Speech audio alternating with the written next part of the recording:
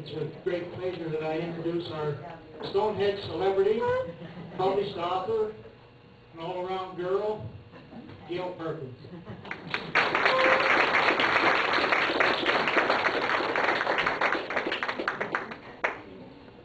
Can you all hear me? Great, okay. I know I tend to talk a little bit low sometimes, so I said I definitely need this mic. I want to thank you all for coming. This is wonderful. When Naomi talked to me, actually it was this summer when I emailed her and told her that the book had been published this fall. And she said, oh, you want to do a book with Stonehedge? I said, okay. And at that time, it was the furthest thing from my mind. But here we are. So I've always been a believer in you create your own reality, and it certainly has been working for me. So thank you all for coming, and thank everybody that encouraged me and supported me, and all of you. So, what is the book about? The book is about many things. It's about my 12-year stay in the hospital. On the cover of the book, when you see the cover, this is a picture of me on my 3rd birthday. And that's my mother's youngest sister who was visiting me that day, and that was in November of 1936. And so it tells of those 12 years. It tells of survival, because I certainly survived a lot of things. It tells of losses. It tells of miracles and spirituality. And of course I talk about my education because I went from the 1st grade to the 8th grade in the hospital. A lot of my learning to write was laying flat on my back with a piece of cardboard and paper and so forth. And I was kind of fortunate because there was only 2 others that were in the 1st grade when I entered 1st grade, so I really kind of had some private tutoring. My teacher was very influential in my life. My daughter said to me, Mom, you know, you wear the brightest colors. How come? And I said, well, because I had a teacher that wore bright colors, and to me she always looked so pretty. So I said, I've always kind of, you know, gravitated to those colors.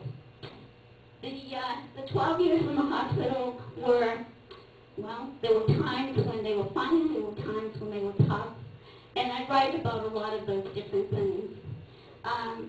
I had the many losses that I had. I like to think that some of them have been found. One in particular that I can tell you about in a while is the very first time that my mom ever came to see me. And they let her out of the hospital she was in. She was in Rutland State Sanatorium. She had tuberculosis of the lungs. And they let her out to come and see me because they knew that it would be the last time. She came to see me that day. And I just remember looking at her and thinking, gosh, this woman is so beautiful. And really, I was not even sure who she was. And she had pitch black hair and big brown eyes, looking very much like my daughter looks today. And she was pink dressed and smelled so good. I have a thing for Perkins and smells. I love smells too. That's good smell. And she brought me this doll.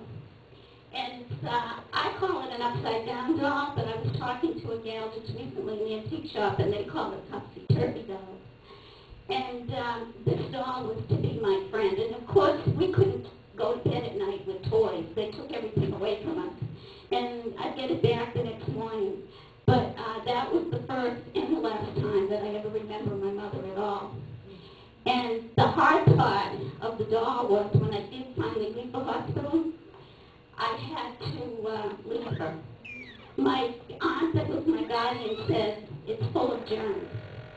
And I cried and threw a little tantrum, but it did me absolutely no good. I could not bring the doll home. So over the years, I looked curiously in antique shops and doll shops. I talked to people that collected dolls, and we just couldn't find this doll anywhere. And then my husband said to me one day, as we went through yet another antique shop, and he had the oxygen tank on then and so forth, and he said to me, my gosh, Gale, you sew. You make all kinds of dolls. Why don't you make that doll? He said, you can explain it to me. Why don't you make it? And I said, wow, I never thought of that. But sure enough, I did. So I was very excited to bring the doll to show you today. And when I opened up the boxes and things, I found out that I had left it home. So what did I do? I made another doll because I really wanted to share her with you. Okay? And she is just like the one I remembered. She's a Dutch girl on one end, and on this end, she's Dutch. And let me tell you. And I feel just as much love from this doll as I did the day that my mom brought me hers. And the interesting thing is that some of the pictures in the book, one of me in the crib looking out of the bars, when we enlarged it, because we had to send it off to the publisher, Irv and I realized all of a sudden there's the doll in the crib with me. I'd never even seen it before. So that was pretty interesting. And we were really lucky to find all the pictures. My family was great on pictures. And when I look at this picture here, this is 67 years old, as are many of the pictures in the book. So anyway, so this is one loss that was found.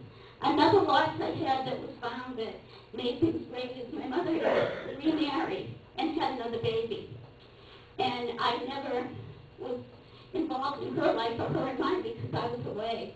And when I got out of the hospital, that first Thanksgiving, I went to meet her. And then we saw each other off and on, but not too often. And I would call her up on her birthday, and I'd say, is your mom home? And they'd say, no, she's not. Bingo, the phone would hang down.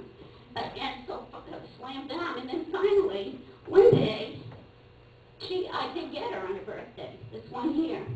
And she said, I've been calling you for the last 10 years on your birthday. And I told her the situation. She says, oh, I'm remarried. She said, my stepchildren have been answering the phone, and I'm not their mother, and they make sure I know about it. So all this time, she was there, but I was asking for their mother. So I do get to see her a lot, and actually, the first time she came to see me, it was just like, I really do believe our lives are set out for us. And if we walk certain paths, we bump into all the things we're supposed to. Maybe we like some of them, and maybe we don't like some of them, but we do bump into them. And I just lost my train of thought of what I was going to say, but that's okay. We'll let it go. It might come back. So I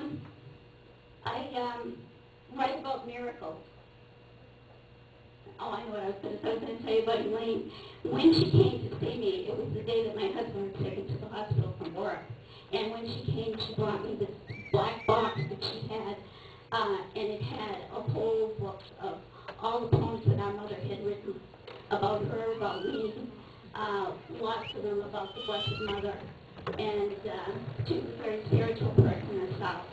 And, of course, the poem on the very first page was the title of my book, which is The Baby's Cross.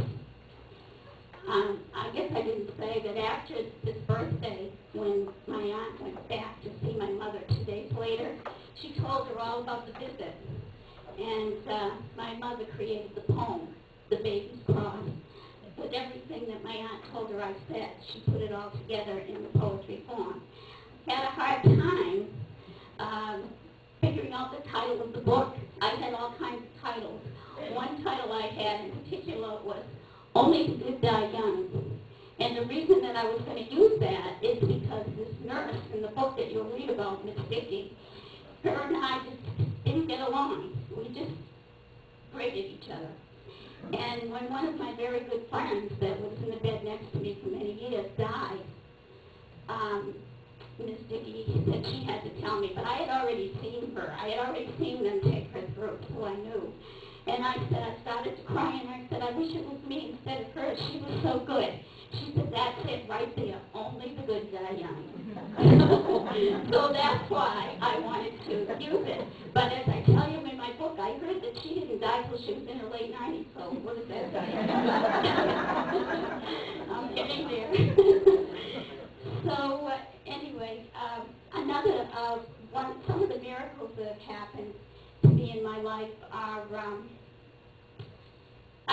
a list on my ship. First of all, the one miracle that happened to me is I was paralyzed for 3 years.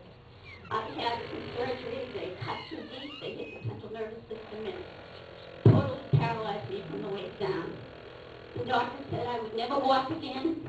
They said I wouldn't live past 16, but never mind. Tomorrow I'll be 16. And I think, is that right, or I'll be 16? You better watch out. And anyway, of course, I did walk.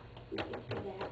And sometimes somebody else's pain is our gain, because when I started to learn to walk was when the polio epidemic hit. During World War II, they started taking in cases of polio, and the doctor said, gee, maybe we can do some of the physiotherapy, as they called it then, now it's physical therapy. Maybe we can use it on her. And I used to, when I think back now of how it was so personal, I was, and they said, maybe we can use it on her, and we might bring her muscles back. Well, they did, and it did bring them back.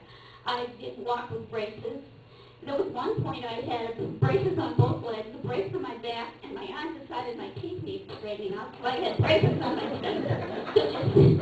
Just see me trying to get through the airport today, never make it. And I always told my kids, I was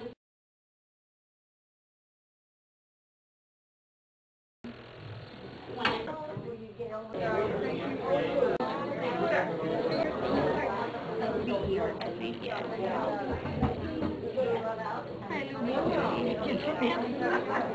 T-W-Y-L-I-A, right? T-W-Y-L-I-A.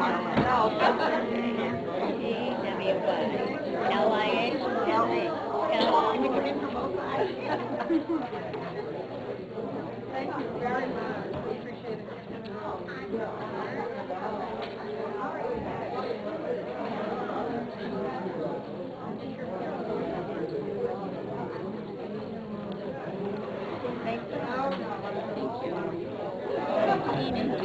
I know what I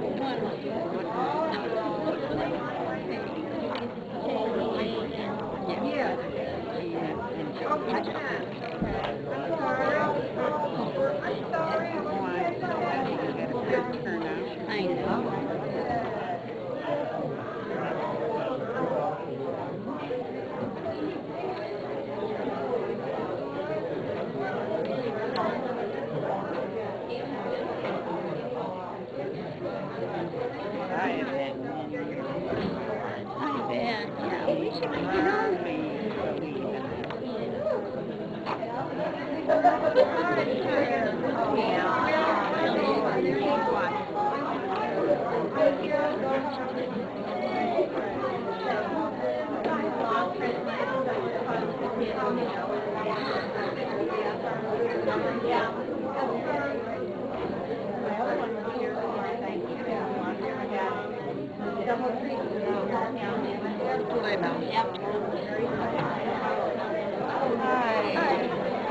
My name is Gale. Yeah, okay. Saw your program with you and your husband as a clown up here. It was terrific, very uplifting.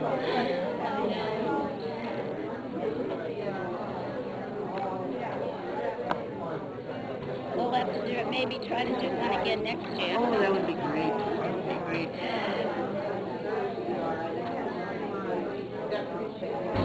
Thank you so much. Good luck. Sure. We would like to take a picture.